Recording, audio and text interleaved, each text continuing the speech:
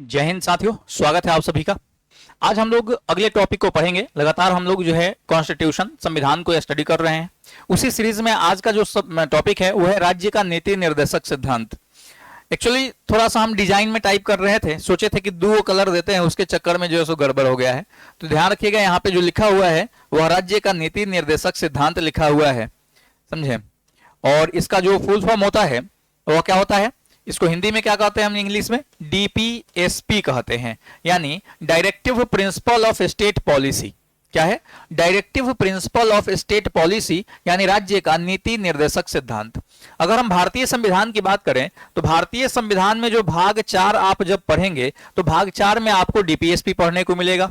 अगर हम बात करें अनुच्छेद की, तो जब आप अनुच्छेद पढ़ेंगे तो अनुच्छेद 36 से लेकर के 51 तक जो है उसमें आपको डीपीएसपी मिलेगा।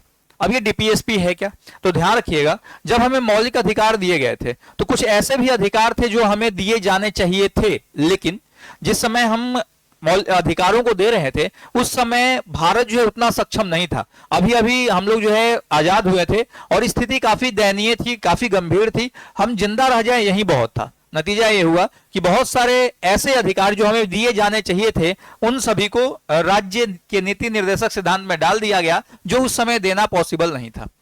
और राज्यों को यह निर्देश दिया गया कि भैया जब आप सक्षम महसूस करेंगे तब आप जो है इसको लागू करेंगे। ठीक है, नतीजा यह हुआ कि यह जो है आपको न्यायालय में प्रवर्तनीय नहीं रहा। कहां पे? तो न्यायालय में। न्यायालय में प्रवर्तनीय नहीं का मतलब है कि आप इससे डीपीएसपी से संबंधित किसी भी बात के लिए न्यायालय में आप जो है सो अपील नहीं कर सकते हैं। क्यों? क्योंकि यहां पे स्पष्ट रूप से इस बात को लिखा गया है कि भैया डीपीएसपी में लिखे गए अधिकार आपको तभी मिलेंगे जब राज्य अपने आप को सक्षम महसूस करेगी। क्लियर है? इसलिए आप जो है इसको न्यायालय में चुनौती नहीं दे सकते हैं।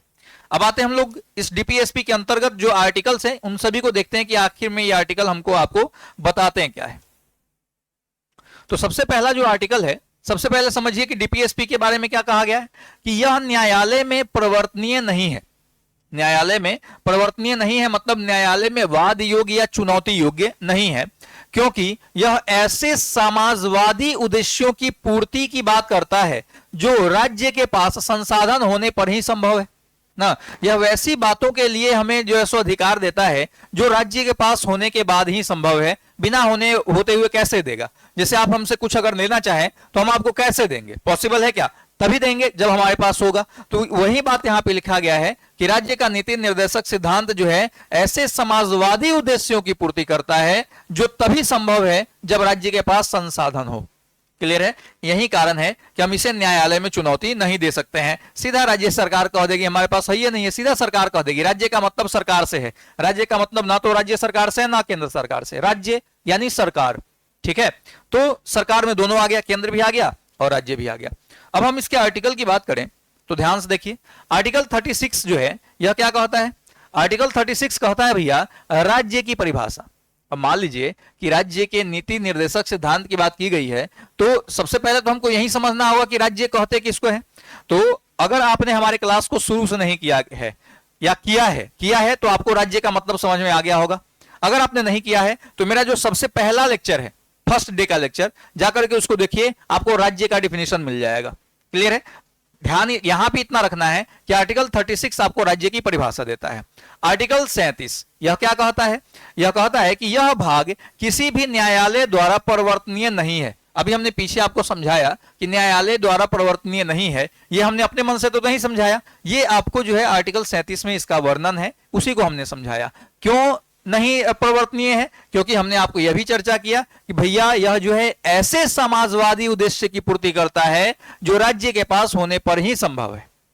क्लियर है?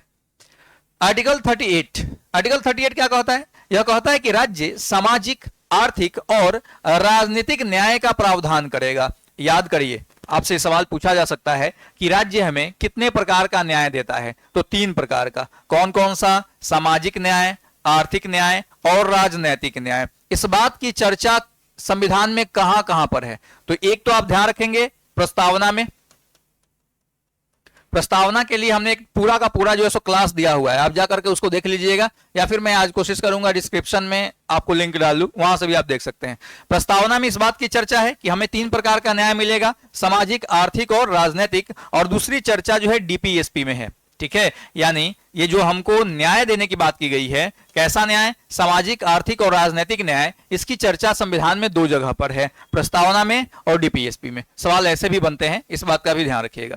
क्लियर है? आर्टिकल 38 आपको सामाजिक, आर्थिक और राजनीतिक न्याय देने के लिए कटिबद्ध है और आपको जो है इस प्रकार का न्याय वह देगी।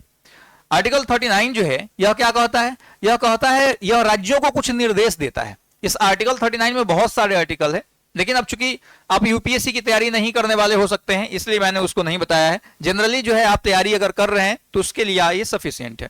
आर्टिकल 39 का एक कहता है कि समान न्याय एवं मुफ्त विधिक अधिकार, न्याय जो होगा वो सभी को समान न्याय मिलेगा। याद कीजिए, आर्टिकल 14 जो है वह भी समान न्याय की बात करता है। आर्टिकल 14 जो आपका किसमें आएगा, मौलिक अधिकार में, और यह आ रहा है आपका नीति निर्देशक सिद्धांत में। तो समान न्याय और मुफ्त विधिक अधिकार, यानी फ्री में कानूनी सहायता आपको मिल सकता है। और इसको आर्टिकल कब जोड़ा गया, तो 42वें संवैधानिक संशोधन द्वारा 1976 में भारतीय संविधान में जोड़ा गया।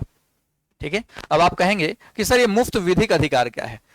तो मुफ्त विधिक अधिकार का मतलब है, मान लीजिए किसी व्यक्ति पर किसी प्रकार का केस हो गया है और वह व्यक्ति जो है वकील का खर्च वहन करने में सक्षम नहीं है, तो न्यायपालिका उसे वकील देगी, सरकार उसे वकील देगी। इसी को बोलते हैं मुफ्त विधिक अधिकार। ठीक है, आर्टिकल 40 जो है यह बताता है पंचायती राज के बारे में, यानी ये जो है महात्मा गांधी के विचारों से प्रेरित है पंचायती राज। और पंचायती राज जो है वह सबसे लोकल गवर्नमेंट इसको कहते हैं, लोकल स्तर पर जो है समाज में आपको आर्थिक, सामाजिक और राजनीतिक न्याय की बात करता है या फिर विकास की बात करता है। क्लियर है? वैसे हम पंचायती राज की बात करें तो हम लोग तो एक स्थानीय स्वशासन टॉपिक ही पढ़ेंगे, इसको जो है पंचायती राज को 73वें संवैधानिक संशोधन द्वारा 1992 में जोड़ा गया। ध्यान रखिएगा, ये पहले से है, ये पहले से है, लेकिन इसको जो है संविधान में आपको 9वीं अनुसूची के अंतर्गत 11वीं अनुसूची के अंतर्गत 73वें संवैधानिक संशोधन 1992 में जोड़ा गया और 1993 में 24 अप्रैल को लागू किया गया। ठीक है, तो पंचायती राज की बात करें तो आर्टिकल में पहले से ही था भारतीय संविधान में। कौन सा आर्टिकल? तो आर्टिकल 40 जो है यह बताता है पंचायती राज के बारे में। आर्टिकल 41 यहां पे देखिए क्या हो रहा है कि कुछ दशाओं जैसे बुढ़ापा, बेरोजगारी और बीमारी में कार्य, शिक्षा और लोक सहायता पाने का अधिकार, कुछ दशाओं में आपको लोक सहायता पाने का अधिकार है। ये कुछ दशाएं क्या है, या तो बुढ़ापा के कारण, यानी कि आप काम करने में सक्षम नहीं है तो आपको सहायता चाहिए, या बेरोजगारी के कारण आपके पास पैसे नहीं है, खाने के नहीं है तो उसके लिए आपको चाहिए, या बीमारी के कारण, उस स्थिति में भी आपको जो है लोक सहायता पाने का अधिकार है। आपने देखा होगा एक बच्चा था अयांश, 2-3 साल पहले की बात है, और एक यूट्यूबर है मनीष कश्यप। मनीष कश्यप ने एक कैंपेन चलाया था, उस बच्चे को कोई बीमारी थी जिसमें 16 करोड़ रुपए लगने वाले थे, और उस 16 करोड़ रुपए के लिए उसने कैंपेन चलाया था। सरकारों से भी मदद उसने मांगी थी, पैसे भी जमा हुए थे। ठीक है, तो ये जो पैसा मांगने का जो अधिकार है वह कौन देता है? आर्टिकल 41 देता है। किस परिस्थिति में? बीमारी, बेरोजगारी और बुढ़ापे की परिस्थिति में।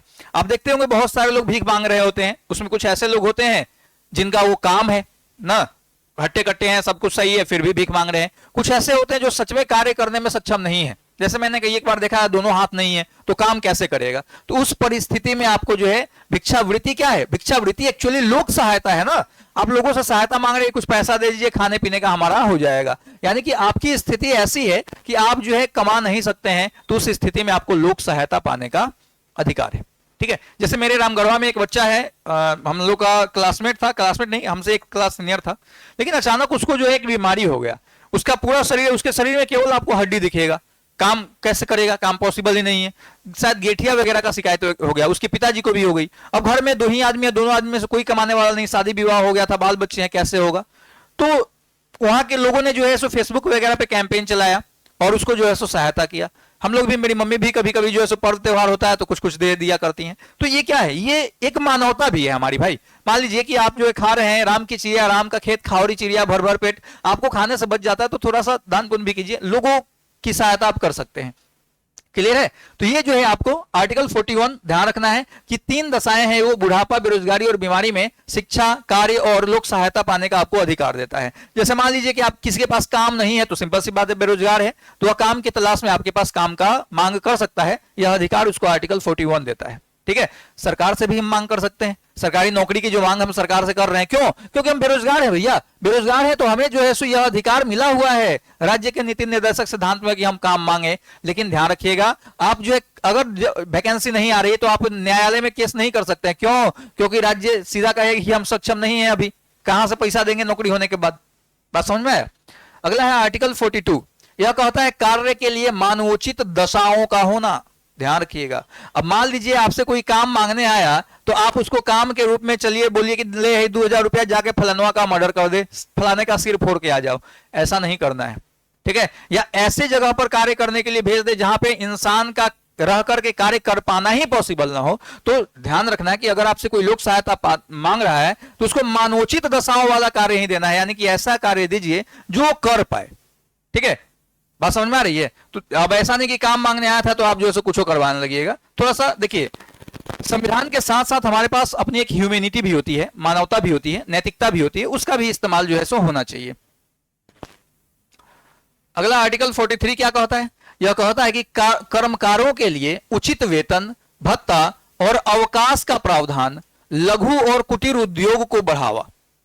बहुत सारी बातों को कहता है। क्या कहता है? कर्मकार माने काम करने वालों के लिए वेतन उचित होना चाहिए। ऐसा नहीं कि काम करवा रहे हैं वेतन दे ही नहीं रहे। जैसे आप हमारा क्लास देख रहे हैं, आप वीडियो को शेयर कर ही नहीं रहे, लाइक कर ही नहीं रहे, कमेंट कर ही नहीं रहे, हमारा वेतन क्या हुआ? आप मान लीजिए कि अगर फ्री में देख रहे हैं, या फिर आप जो है सो आपको वीडियो अच्छा लगा तो आप हमारे जो है सो कहां पे ऐप पे आ जाइए, चक्रवर्ती मैथमेटिक्स, यहां पे आप जो है सो इसको परचेज कर लीजिए। अब नहीं फ्री में पढ़ेंगे, तो ऐसा नहीं करना है बाबू। क्या बोल रहा है कि उचित वेतन कम से कम जो है सिलेबस के लिए जो जिस तरह का आपको लेवल मिल रहा है उसके हिसाब से कम कुछ तो मिलना चाहिए। नहीं, भत्ता को जो होता है वो महंगाई के साथ आपका बढ़ता है। और छुट्टी भी ऐसा नहीं कि 24 घंटा जो है सो क्या कहते हैं 42 × 7 × 360, ऐसा नहीं करना है।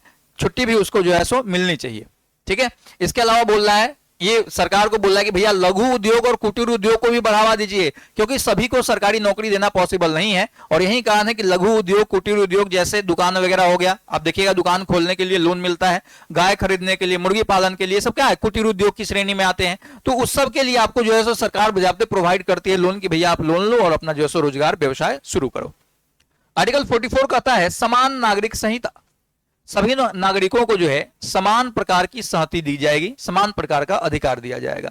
आर्टिकल 45 यह कहता है 6 वर्ष तक के बच्चों को मुफ्त एवं अनिवार्य शिक्षा। ध्यान रखिएगा, शिक्षा के साथ साथ और क्या हो जाएगा? स्वास्थ्य,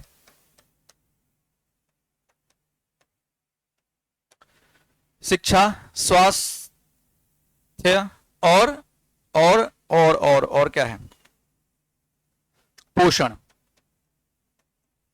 ठीक है, मुफ्त शिक्षा, स्वास्थ्य और पोषण की बात जो है वो आपको करता है। लेकिन ध्यान रखिएगा, ये जो है कब जोड़ा गया? ये पहले से नहीं था। आर्टिकल 46 में कुछ 45 में कुछ और बातें थी, बाद में इसको वहां से हटा दिया गया और यहां इसको 86वां संशोधन हुआ। और 86वें संशोधन के द्वारा आपको आर्टिकल 45 में जो था, क्या था? तो आर्टिकल 45 में था कि सरकारें 6 से 14 वर्ष तक के बच्चों को निःशुल्क एवं अनिवार्य शिक्षा मुहैया कराएंगी। क्या था? 6 से 14 वर्ष तक के बच्चों को। लेकिन सरकारें जो है शिक्षा पे ध्यान ही नहीं देती थी। नतीजा ये हुआ कि उसमें संशोधन किया गया और उस बात को उठा करके डाल दिया गया 21 के ए में, इसी वर्ष इसी संशोधन द्वारा 21 के ए में डाल दिया गया। अब देखिए ये हो गया मौलिक अधिकार कि 6 से 14 वर्ष तक के बच्चों को निःशुल्क एवं अनिवार्य शिक्षा दिया जाएगा। ठीक है, और ये जगह हो गया खाली। तो खाली हुआ तो इसको भरने के लिए इसमें एक बात डाल दिया गया कि 6 वर्ष तक के बच्चों को शिक्षा, स्वास्थ्य और पोषण मुहैया कराया जाएगा। आंगनबाड़ी जो केंद्र है वह इसी के अंतर्गत आता है। देखिएगा वहां पर बच्चों को जो है मंथली या 3 महीने पे या साल भर पे मंथली चेकअप भी होता है। आशा वगैरह आती हैं चेकअप करने के लिए। भोजन उनको जो है सो मिलता है, उसका बजाते मेनू बना हुआ है और आपको जो है शिक्षा तो दिया ही जाता है। क्लियर है? तो ये जो है 86वें संशोधन द्वारा। अच्छा, इसी के द्वारा एक और बात 51 जो है आर्टिकल 51 का ए, इसमें जो है आपको 10 गो मौलिक कर्तव्य था और 11वां मौलिक कर्तव्य जोड़ा गया, जिसमें कहा गया कि माता पिता अपने बच्चों को अपनी क्षमता के अनुसार शिक्षा मुहैया कराएंगी। यानी हमारे पास शिक्षा से रिलेटेड 3 गो आर्टिकल हो गया, आर्टिकल 21 का ए, आर्टिकल 45 और आर्टिकल 51 का ए का 11वां। क्लियर है? यह बताता है माता पिता अपनी क्षमता के अनुसार अपने बच्चों को शिक्षा मुहैया कराएंगे। आर्टिकल 21 का ए बताता है कि राज्य 6 से 14 वर्ष तक के बच्चों को अनिवार्य शिक्षा मुहैया कराएंगी, मुफ्त एवं अनिवार्य शिक्षा मुहैया कराएंगी। और आर्टिकल 45 कहता है कि 6 वर्ष से कम के बच्चों को शिक्षा, स्वास्थ्य और पोषण मुहैया कराया जाएगा। क्लियर है? इन बातों को भी ध्यान रखेंगे आप। अगला आर्टिकल आपका है आर्टिकल 46। यह कहता है अनुसूचित जाति, अनुसूचित जनजाति एवं पिछड़े वर्गों के शैक्षणिक और आर्थिक हितों से जुड़े प्रावधान। ये जो है स्पेशल केस है जो अनुसूचित जाति, जनजाति एवं पिछड़े वर्गों को दिया गया है। जैसे आप सुनते होंगे कस्तूरबा विद्यालय, ठीक है, या फिर अभी बिहार सरकार जो है बहुत सारे ऐसे कॉलेज हैं जहां पे SC ST के लिए कंपटीशन का क्लास चलाती है।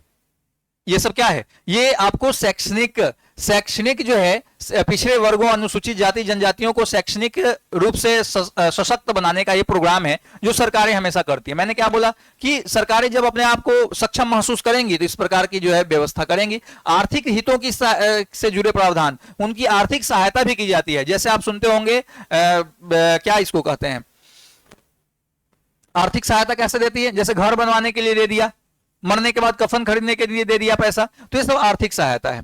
आर्टिकल 47 कहता है कि राज्य लोगों के पोषण स्तर और जीवन स्तर को बढ़ावा तथा मादक और नशीले पदार्थों पर क्या रोक लगा सकती है। ठीक है, सरकार क्या कर सकती है? राज्य के पोषण स्तर और जीवन स्तर को बढ़ावा के लिए, जैसे आप सुनते होंगे कई एक बार जो है विजिलेंस का चेकिंग जो है मिठाई की दुकान पे हो जाता है, ठीक है, फसाई जिसको कहते हैं, वो जो है सो कई एक बार छापा वगैरह मारता है कि कहीं ऐसा तो नहीं है। जैसे रक्षाबंधन अभी आ रहा है तो रक्षाबंधन में क्या होगा, बहुत मिठाई मिलेगा, अचानक से कहां से इतना मिठाई वगैरह आ गया, इतना दूध कहां से आया, तो हो सकता है कि इसमें नकली हो, बहुत सारा मिलावटी हो, तो आपका जो है फसाई का छापा वगैरह पड़ता है और वो जो है यह देखने का कोशिश करता है कि क्या जो लोगों को खाने के लिए चीजें उपलब्ध कराई जा रही हैं यह स्वास्थ्य के लिए सही है या नहीं है। ठीक है, इसके अलावा आपका मादक और नशीले पदार्थ पर सरकार क्या कर सकती है? रोक लगा सकती है। आपने देखा होगा बिहार सरकार ने दारूबंदी कर रखा है, पूर्ण दारूबंदी बिहार में कर रखा है। यह अधिकार राज्य सरकार को किसने दिया? तो याद रखिएगा आर्टिकल 47, यानी नशीले पदार्थों पर रोक जो है आर्टिकल 47 के तहत लगाया जा सकता है सरकारों के द्वारा। क्लियर है? अगला आर्टिकल आपका क्या कह रहा है?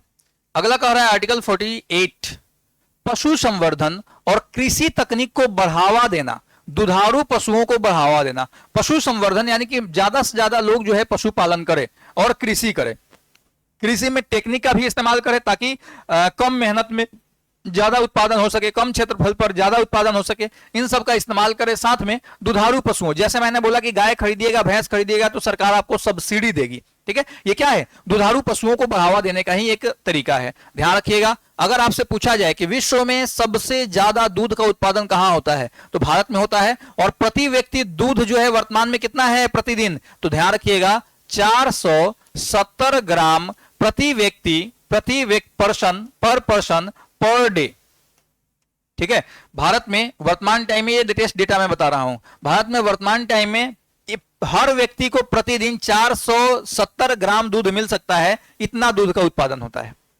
ठीक है, आर्टिकल 48 का ए, प्राकृतिक पर्यावरण और वन्य जीवों का संरक्षण, इसको 92वें संवैधानिक संशोधन द्वारा, सीए का मतलब होता है कॉन्स्टिट्यूशनल अमेंडमेंट, मतलब संवैधानिक संशोधन द्वारा 1976 में क्या किया गया? भारतीय संविधान में जोड़ा गया। ये तो गड़बड़ है बाबू। क्या गड़बड़ है? तो गड़बड़ ये है कि ये 1976 नहीं होगा, 2002। ठीक है, तो ये जो है आपको 2002 में प्राकृतिक पर्यावरण और वन्य जीवों का संरक्षण जो है यह भारतीय संविधान में क्या कर दिया गया? जोड़ दिया गया। ये ध्यान रखेंगे आप।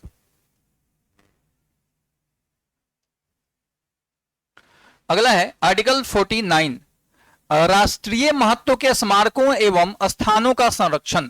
राष्ट्रीय महत्व के स्मारक, लाल किला हो गया, आपका जो है ताजमहल हो गया। आप देखिएगा, अगर आप ताजमहल घूमने गए होंगे तो वहां पे आपकी बाजाबते चेक इन होती है, पॉकेट वगैरह चेक किया था, अगर गुटखा पान मसाला खैनी सब लेके जाते हैं तो उसको निकाल के फेंक दिया जाता है, बगल में कचरा वाला डिब्बा होता है उसमें डाल दिया जाता है। क्यों? क्योंकि पता है कि बंदा सब इधर से जो है जाएगा ताजमहल देखने के लिए, व्हाइट संगमरमर, उधर से जो है सो रेड फोर्ट उसको में कन्वर्ट करके आ जाएगा, गुटखा खा के चारों तरफ थूकेंगे। तो राष्ट्रीय महत्व की जो चीजें हैं ना, उसके संरक्षण के लिए भी आपको सरकार जो है सो हमेशा कोशिश करती रहती है, उसको बढ़ावा देने के लिए कोशिश करती है। देखिए, ये बड़ी अच्छी चीज है और जरूरी चीज है। क्यों जरूरी है? क्योंकि चीजें जितनी पुरानी होती है ना, उसका महत्व उतना ही बढ़ता है। जैसे अभी के टाइम में अगर आपको आपके बचपन का फोटो मिल जाए तो आप उसको जो है बड़ा संजो के रखिए, बाप रे बाप मेरे बचपन का फोटो। जैसे अभी आप जो फोटो वगैरह क्लिक कर रहे हैं, ये फोटो अभी उतना महत्वपूर्ण नहीं है, लेकिन जब आप बुढ़ापे में जाएंगे, बूढ़े हो जाएंगे, उस समय जब आप इस फोटो को देखिएगा तो लगेगा कि अरे वाह, कितना जो है सो कलुआ टाइप के हम थे जवानी में, कितना हैंडसम थे।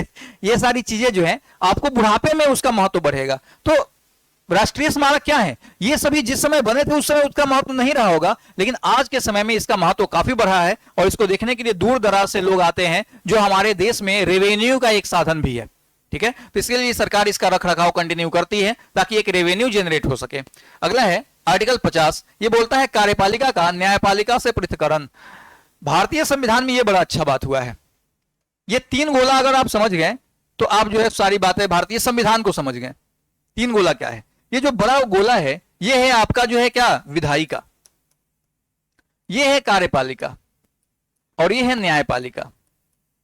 यानी इसी तरह से गोला जो है भारतीय संविधान में बनाया गया। कार्यपालिका का न्यायपालिका से पृथक्करण, कार्यपालिका अलग है, न्यायपालिका अलग है, यानी दोनों एक दूसरे में अगर शामिल होते तो कार्यपालिका को जो मन होता सो करवाता। विधायिका कानून बनाती है, कार्यपालिका लागू करती है और न्यायपालिका उसका जुडिशियल रिव्यू करती है, रक्षा करती है कानून की, कि कहीं ऐसा तो नहीं कि गलत कानून बना दिया गया, कहीं ऐसा तो नहीं कि संविधान का उल्लंघन कर दिया गया नियमों का, कहीं ऐसा तो नहीं है कि ये जो नियम बनाए गए हैं वह आम जनता के हित में नहीं है। ठीक है, तो इस प्रकार की बातों के लिए जो है सो आपको क्या किया गया, कार्यपालिका का न्यायपालिका से पृथक्करण कर दिया गया। और आर्टिकल 51 जो है यह कहता है अंतरराष्ट्रीय महत्व को बढ़ावा देना। हमेशा ध्यान रखिएगा कि आपके पड़ोसी जो है ना वो अच्छे होने चाहिए। दोस्त तो अच्छे होने ही चाहिए, लेकिन पड़ोसी अच्छे होने चाहिए। दोस्त से थोड़ा बहुत झगड़ा होगा तो दोस्त बदला जा सकता है, लेकिन पड़ोसी आप नहीं बदल सकते हैं। इसलिए पड़ोसी से हमेशा आपका बनाव होना चाहिए। आज के समय में हमको पाकिस्तान से काफी परेशानी का सामना करना पड़ता है। नहीं, क्यों करना पड़ता है? क्योंकि पाकिस्तान हमारा पड़ोसी है और उससे हमारे अच्छे रिलेशन नहीं है। नतीजा यह होता है कि आतंकवादी बार बार घुस जाते हैं हमारे। मुठभेड़ जो है सो जम्मू कश्मीर के क्षेत्र से एंट्री करते हैं, सैनिक मुठभेड़ में मारे जाते हैं, तो हमें परेशानियों का सामना करना पड़ रहा है ना। अगर यही पाकिस्तान हमारा अच्छा मित्र होता, अच्छा पड़ोसी होता, तो ये जो समस्या था इस पे फोकस न करके हम और आगे बढ़ने के लिए काम करते। ठीक है, हमारा जो है बहुत सारा फोकस तो उसी में उलझा रह जाता है कि कब किसको घुसा दे। बात समझ में आया? तो ध्यान रखिएगा कि अंतरराष्ट्रीय महत्व को भी बढ़ावा देना है। और कोई भी देश, एक 1991 में ऐसी स्थिति भारत में आई थी या पूरे विश्व में, जब आर्थिक मंदी का दौर चल रहा था और भारत जो है उससे पहले एक बंद अर्थव्यवस्था वाला देश था। यानी कि भारत के अंदर जो है सारा काम सरकार करेगी, ट्रैक्टर से लेके घड़ी तक सब सरकारें बनाती थी। दूसरी बात कि बाहरी विदेशी कंपनियों को भारत में एंट्री नहीं था और स्थिति ऐसी हो गई कि भारत का जो विदेशी पैसा था, विदेशी मुद्रा था, मुद्रा भंडार, वो घटने लगा, कम होने लगा। नतीजा ये हुआ कि लोग हमको जो है सो उधार देना बंद कर दिए। अब जैसे समझिए, मान लीजिए कि अमेरिका हमको उधार दे रहा है, तो अमेरिका को हम जब उधार चुकाएंगे तो किसमें चुकाएंगे? रुपया में। क्या करेगा रुपया लेके? हम डॉलर में चुकाना पड़ेगा। तो डॉलर हमारे पास रहेगा तभी ना हम उसका उधार चुकाएंगे। जैसे आप गांव देहात में देखिएगा, कुछ लोग जब जाते हैं ब्याज पे पैसा मांगने तो उसको इजिली मिल जाता है, कुछ लोगों को मिलता ही नहीं है। क्यों मिलता? किसको है? तो जिसके पास पहले ही से है पर्याप्त संपत्ति है कि नहीं भी देगा तो इसका संपत्ति हम बेच लेंगे। ठीक है, और जिसके पास नहीं है उसको हम लोग नहीं देते हैं, रिस्क नहीं लेना चाहते कि पता नहीं भाग गया तो, अगर मान लीजिए कि पैसा मेरा डूब गया तो हम कैसे रिकवरी करेंगे, ये बातें दिमाग में आ रही होती हैं। या फिर आप देखते होंगे बैंक जो है बड़े बिजनेसमैनों को इजिली लोन दे देती है। हम और आप जाएंगे तो बड़ी मेहनत करना पड़ता है। सरकारी नौकर जब जाएंगे, सरकारी नौकरी लेकर के जब आप जाइएगा लोन लेने के लिए, तो आपकी इज्जत प्रतिष्ठा बैंक में बैंक के दामाद की तरह होगा। आम इंसान जाएगा तो बड़ी उसको जो है सो मिलेगा ही नहीं जल्दी। बात समझ में आया? क्यों? क्योंकि पता है कि बैंक कर्मचारी है तो ठीक है, इसका 2 महीना पेमेंट रुकेगा, अभी तो तीसरा महीना आएगा तो ब्याज के साथ दे के जाएगा। क्लियर है? तो ध्यान रखिएगा, अंतरराष्ट्रीय महत्व जो है ये हमेशा बढ़े रहने चाहिए। अंतरराष्ट्रीय लोगों के साथ यानी कि अंदर विदेशों के साथ हमारी जो रणनीति है वो बेहतर होनी चाहिए। और प्रेजेंट टाइम की सरकार जो है, भले ही बेरोजगारी और आपका जो है गरीबी पे कंट्रोल नहीं कर पा रही है, लेकिन वर्तमान सरकार की विदेश नीति बढ़िया है, लाजवाब है, इसमें कोई शक नहीं है। ठीक है, चलिए, तो आपने अभी जो देखा, यह क्या देखा? यह आपने देखा राज्य का नीति निर्देशक सिद्धांत। इन आर्टिकल्स को अगर आप कवर कर जाते हैं तो यकीन मानिए किसी भी एग्जाम में आप जो है सो पूरे कॉन्फिडेंस के साथ बैठिएगा और आप एग्जाम को क्रैक भी कीजिएगा। चलिए, मिलते हैं हम लोग फिर अगले सीरीज में। तब तक आप स्वस्थ रहें, मस्त रहें, पढ़ाई में व्यस्त रहें। वीडियो अच्छा लगे तो शेयर, लाइक, कमेंट जरूर कीजिए। Thank you.